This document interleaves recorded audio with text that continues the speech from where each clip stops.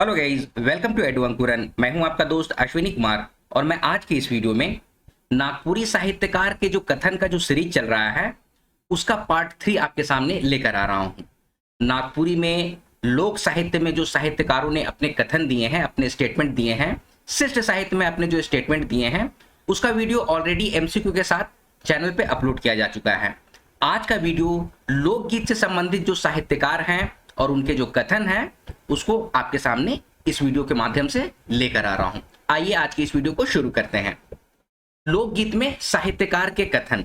तो आपको लोकगीत में जो साहित्यकार हैं, जो लोकगीत में अपने अपने स्टेटमेंट दिए हैं, उसको आज की इस वीडियो में हम लोग करेंगे। एक बात और भी मैं आपको बतला दूं, लोकगीत में जो वर्गीकरण है उसका भी साहित्यकारों ने अपना अलग अलग स्टेटमेंट दिया है कि लोकगीत का वर्गीकरण कितना प्रकार का होता है, किस प्रकार से होता है। तो उसके लिए एक सेपरेट वीडियो आपके सामने प्रोवाइड कराया जाएगा। आज का वीडियो सिर्फ और सिर्फ लोकगीत के बारे में साहित्यकार क्या सोचते हैं, किस तरह का स्टेटमेंट दिए हैं, उसको हम लोग देखेंगे। ठीक है, तो ये देखिए लिस्ट ऑफ साहित्यकार हैं। ये 22 लिस्ट ऑफ साहित्यकार आपके सामने रख रहा हूं। इन्हीं को आप लोगों को पढ़ना है और इन्हीं का डिफरेंट डिफरेंट स्टेटमेंट जो है आपको प्रश्न में पूछे जा रहे हैं। ठीक है, तो चलिए शुरू करते हैं। पहला है महादेवी वर्मा। महादेवी वर्मा क्या कहती हैं कि सुख दुख की भावावेशमयी अवस्था का विशेषकर गुने चुने शब्दों में स्वर साधना के उपयुक्त चित्रण कर देना ही गीत है। इसको हम लोग आसान भाषा में कुछ इस तरह समझते हैं कि जो आपका मन में जो भाव आता है उस अवस्था को अपने शब्दों में जो प्रयोग करते हैं और उसको स्वर के माध्यम से बोल देते हैं, उसका चित्रण कर देते हैं, उसको रिप्रेजेंट कर देते हैं, उसी को लोकगीत कहते हैं। ठीक है, ये महादेवी वर्मा ने स्टेटमेंट दिया है लोकगीत के बारे में। आगे है इंसाइक्लोपीडिया ब्रिटानिका।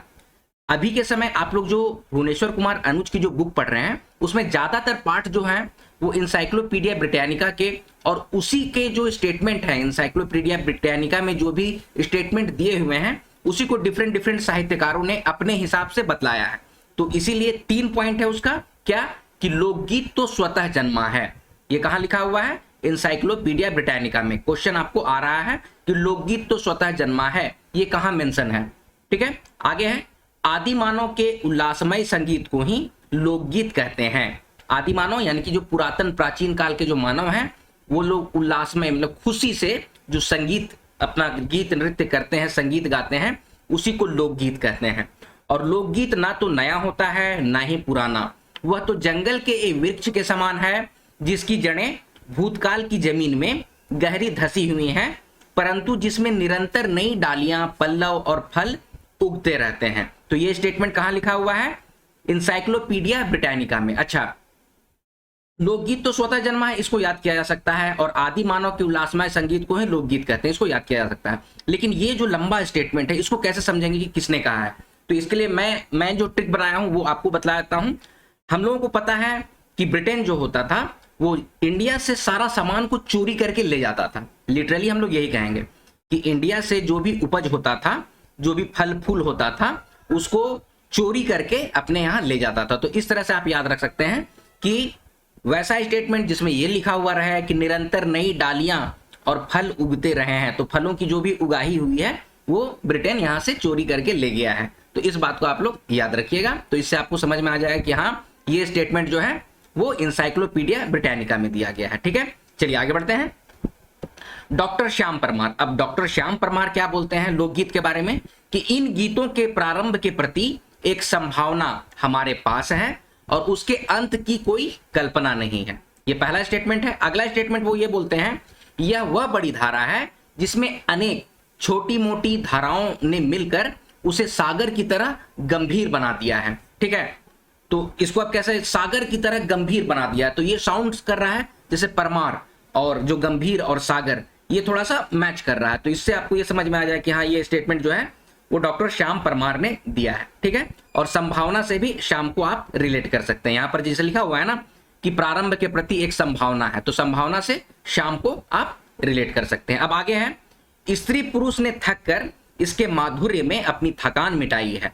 इसके ध्वनि में बालक सोए हैं, जवानों में प्रेम मस्ती आई है, बूढ़ों ने मन बहलाए हैं, बैरागियों ने उपदेश का पान कराया है, बिरही युवकों ने मन की कसक मिटाई है, विधवाओं ने अपने एकांगी जीवन में रस पाया है, पथिकों ने थकावटें दूर की है, किसानों ने अपने बड़े बड़े खेत जोते हैं, मजदूरों ने विशाल भवनों पर पत्थर चढ़ाए हैं और मौजियों ने चुटकुले छोड़े हैं। तो आप बस ये जानिए कि श्याम परमार जो है लोकगीत का वर्णन करते हुए हम लोगों को समझा रहे हैं कि हर तरह के लोग, हर तबके के लोग जो होते हैं, आज के डेट में भी देखिएगा, आप लोग कोशिश करते हो कि अगर मैथ्स बना रहे हैं तो चलो बैकग्राउंड में कोई साउंड, कोई म्यूजिक सुन लेते हैं, ठीक है। कोई कुछ काम करता रहता है, घर की साफ सफाई करते हैं, आप लोग डस्टिंग करते हैं, तो आप लोगों को लगता होगा चलो यार कोई म्यूजिक बजा लेते हैं।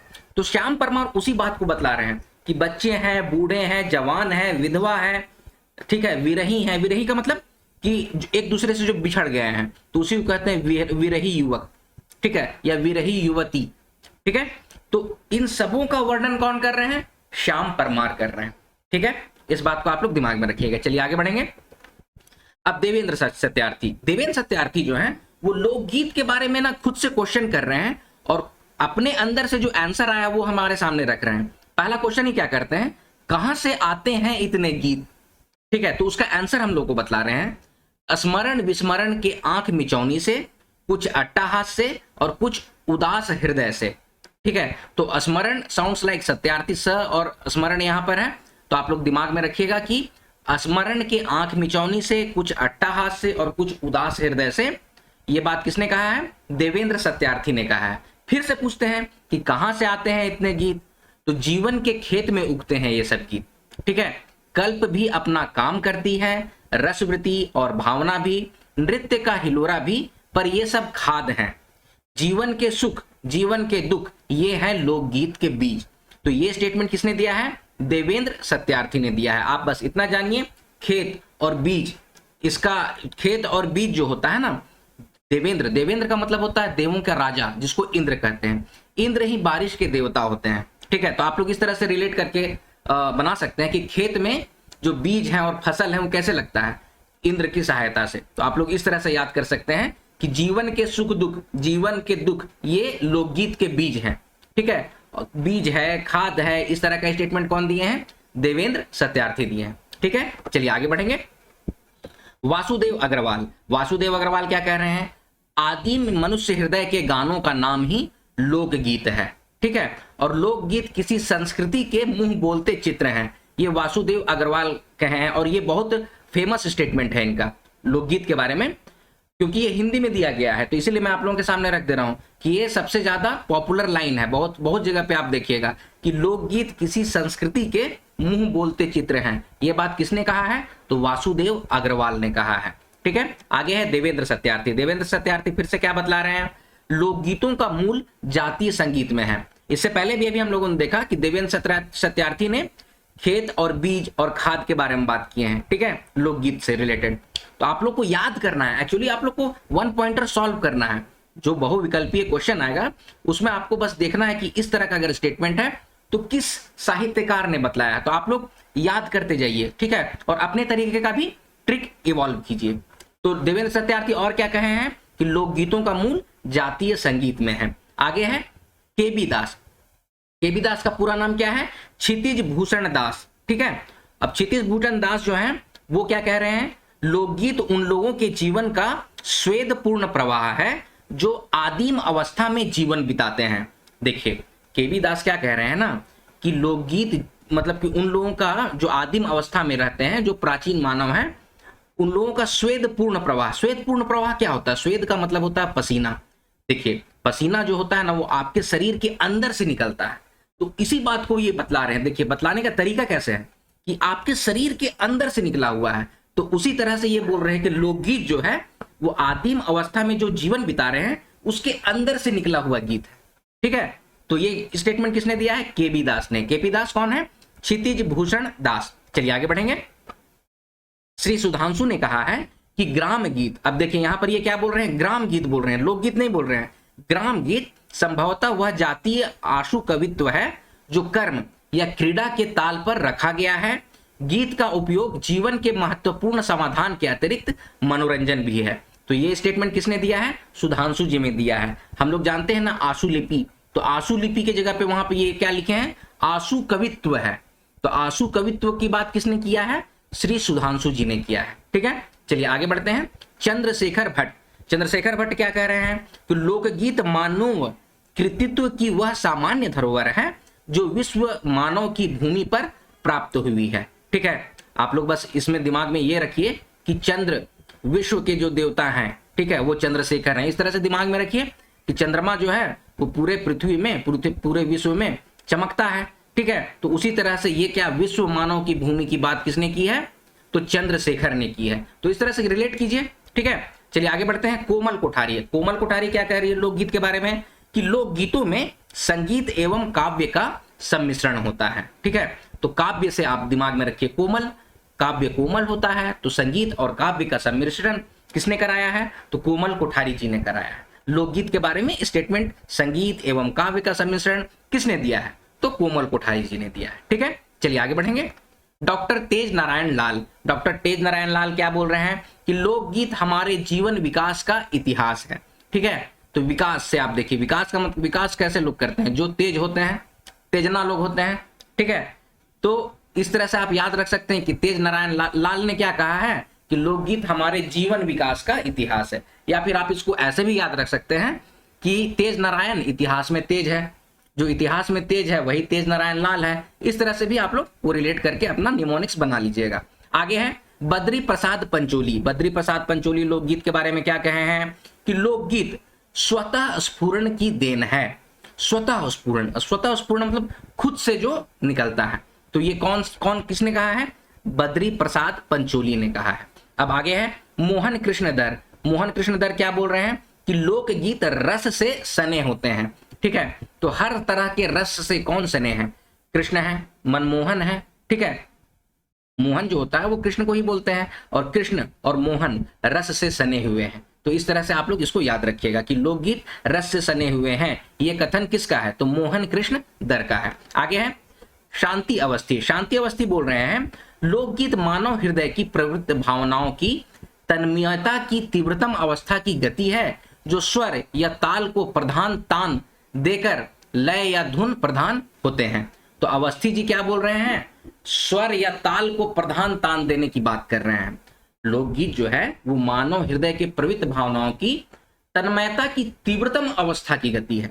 ठीक है, तो उसको स्वर या ताल की प्रधानता तान देकर लय या धुन की जिसमें प्रधानता होती है उसी को लोकगीत कह रहे हैं।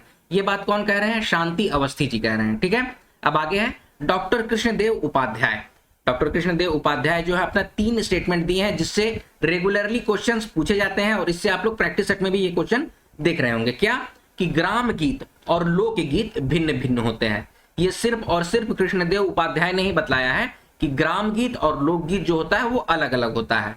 ठीक है, लोकगीत जिसको बैलेड कहते हैं और ग्राम गीत जिसको फोक सॉन्ग कहते हैं। ठीक है, ये वेरी वेरी इंपॉर्टेंट है, इससे क्वेश्चन बनेंगे, उससे क्वेश्चन पूछे जा चुके हैं। ठीक है, आगे है ग्राम गीत से मेरा आशय उन गीतों से है जो गेय है, गेय है मतलब जिसको गाया जा सकता है। ठीक है, और लोकगीत वो हैं जो प्रबंधात्मक हैं और इसमें कथा की प्रधानता होती है। देखिए कृष्णदेव उपाध्याय जो हैं वो ग्राम गीत को अलग बोल दे रहे हैं और लोकगीत को अलग बोल रहे हैं। अब लोकगीत में मैं समझा रहा हूं आपको कि ग्राम गीत मतलब कि आप लोकली जो अपने गांव में घर में जो गाना गाते हैं ना वो आपके गांव तक सीमित है, तो उसी को कहा जा रहा है ग्राम गीत कृष्णदेव उपाध्याय के अनुसार। और लोकगीत वो है जैसे कि कई गांवों से मिलता है। ठीक है, कई गांवों में जो गाया जा रहा है, जैसे कि हम लोग राम की वंदना करते हैं। ठीक है, प्रभु श्री राम के बारे में, कृष्ण के बारे में। ठीक है, इसमें आप देखिए कि नॉर्थ इंडिया में भी आप देख रहे हैं, साउथ इंडिया में ईस्ट है, वेस्ट है, श्रीलंका में भी जाइए तो राम के बारे में उनकी कथा होती है और कथा के साथ उनकी स्तुति या फिर उसको गीत के माध्यम से लोग बतलाते हैं, तो उसको लोकगीत कहते हैं। ये कृष्णदेव उपाध्याय कह रहे हैं। ठीक है, चलिए आगे बढ़ेंगे। सूर्यकर्ण पारिक, सूर्यकर्ण पारिक ग्रामीण शब्द का विरोध कर लोकगीत को उपयुक्त स्वीकार किया है। अब देखिए हम लोगों ने अभी क्या देखा कि कृष्णदेव उपाध्याय ग्राम गीत और लोकगीत भिन्न भिन्न होते हैं कह रहे हैं। अब ये सूर्यकर्ण पारिक जो है ये राजस्थानी साहित्यकार हैं, वो क्या कह रहे हैं कि ग्रामीण शब्द का ये विरोध कर रहे हैं और बोल रहे हैं कि कोई ग्राम गीत नहीं होता है, लोकगीत एकदम उपयुक्त और परफेक्ट वर्ड है, उसी का हम लोगों को उपयोग करना चाहिए। ये कौन कह रहे हैं, सूर्यकर्ण पारिक। तो आप इसे इस तरह से याद रख सकते हैं, पारिकी नजर है इसीलिए ये लोकगीत को पहचान चुके हैं कि नहीं ये ही लोकगीत है। तो इस तरह से आप लोग याद रख सकते हैं। आगे है पंडित राम नरेश त्रिपाठी। राम नरेश त्रिपाठी क्या बोले हैं कि ग्राम गीत प्रकृति के उद्गार हैं। ठीक है, राम नरेश त्रिपाठी का स्टेटमेंट है ग्राम गीत प्रकृति के उद्गार हैं। आगे है कृष्णानंद गुप्त। कृष्णानंद गुप्त क्या बोलते हैं कि ग्राम गीत छोटे होते हैं और रचना की दृष्टि से आधुनिक भी हो सकते हैं। ग्राम गीत के बारे में कृष्णानंद गुप्त कह रहे हैं कि देखिए इनका नाम ही है गुप्त। गुप्त मतलब हो गया आपका या तो छुपा हुआ या तो छोटा भी बोलते हैं। तो ग्राम गीत छोटे होते हैं, तो छोटे से गुप्त को आप लोग रिलेट कर लीजिएगा। तो ग्राम गीत छोटे होते हैं किसने कहा है, तो कृष्णानंद गुप्त ने कहा है। ठीक है, और रचना काल की दृष्टि से ये आधुनिक भी हो सकते हैं। ये स्टेटमेंट कृष्णानंद गुप्त ने दिया। एक नोट है यहाँ पर, एक पॉइंट है कि स्वर्गीय झवेरचंद मेघानी ने त्रिपाठी जी से पहले, कौन से त्रिपाठी, राम नरेश त्रिपाठी जी से पहले लोकगीत शब्द का प्रयोग गुजराती में किया। ठीक है, तो क्वेश्चन बन सकता है कि राम नरेश त्रिपाठी से पहले लोकगीत शब्द का प्रयोग किसने किया था, तो किसने किया था, स्वर्गीय झवेरचंद मेघानी ने किया था। किस भाषा में किया था, तो गुजराती में किया था। ठीक है, चलिए आगे बढ़ते हैं। डॉक्टर सत्येंद्र।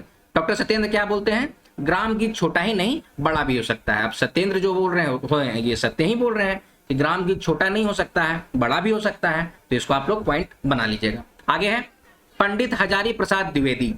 पंडित हजारी प्रसाद द्विवेदी अब क्या बोल रहे हैं, ग्राम गीत जो है आर्यतर सभ्यता के वेद श्रुति हैं।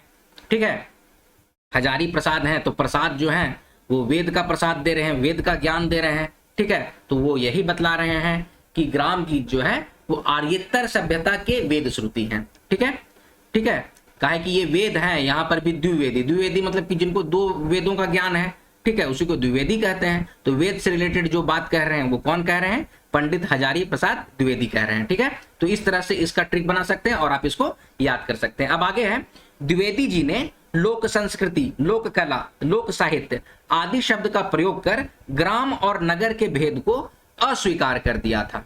ठीक है, ग्राम और नगर का जो भेद था ना कि गांव में अलग गाया जाता है, नगर में अलग गाया जाता है, इसके भेद को, माने लोकगीत के बारे में, इसके भेद को वो अस्वीकार कर दिए थे। ठीक है, एक और नोट है यहाँ पर देखिए कि पंडित राम नरेश त्रिपाठी के अनुकरण पर ही अन्य विद्वानों ने भी ग्राम गीत शब्द का प्रयोग फोक सॉन्ग के पर्याय के रूप में किया है। ठीक है, राम नरेश त्रिपाठी ने जो अपना लोकगीत का जो स्टेटमेंट दिया है उसका जो परिभाषित किया है, तो ग्राम गीत शब्द का प्रयोग फोक सॉन्ग के पर्याय के रूप में अन्य विद्वानों ने भी किया है। पहले किसने किया था, पंडित राम नरेश त्रिपाठी ने किया था।